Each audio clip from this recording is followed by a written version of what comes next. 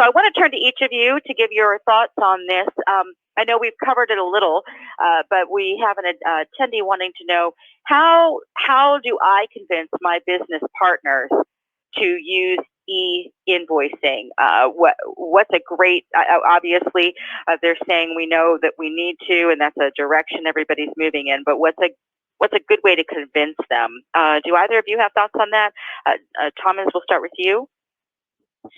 Okay, so maybe I will present the point of view of the service provider that is engaged in the e-invoicing adoption for our customers, and also who is executing onboarding process for our customers. So there is no one single answer for that question, because we have to consider that we have different, let's say, business partners.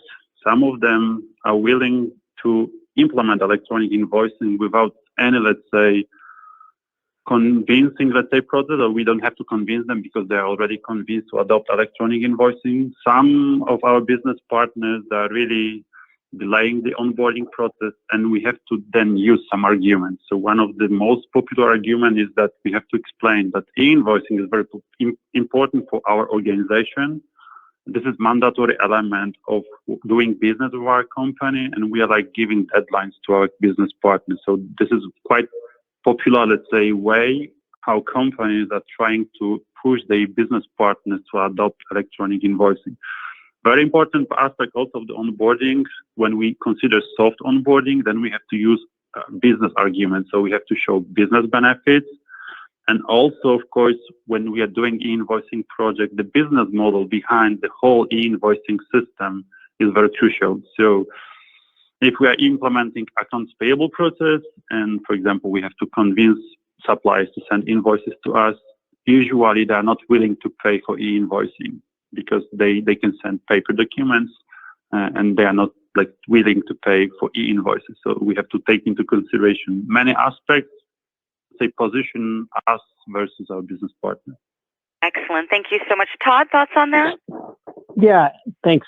Thanks, Elizabeth. You know, as I sit here listening to Thomas speak about this, I mean, it's, you know, how do you get over the challenge of having to convince a business to adopt e-invoicing? And, you know, and I look at, you know, what are the barriers, and suppliers, what they have to deal with, and buyers, what they have to deal with. There's a lot of, I want to hear what we're hearing, portal fatigue in the market. So if I have, you know, lots of customers or lots of suppliers, and I'm forcing them to go to one path or the other path, how do you get it to where it's easy to enable a supplier? And actually, how do you make it to where the supplier only has to connect once and they can exchange invoices across a much broader spectrum of different platforms that are out in the market? And I think the emerging model, the four corner model, can help a lot in the challenges that, you know, Thomas described about convincing a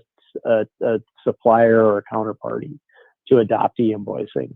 And so I think the future is bright as far as overcoming those challenges, so that there isn't this major effort to convince them, that once a supplier is onboarded or adopted e-invoicing, then their reach can be much broader.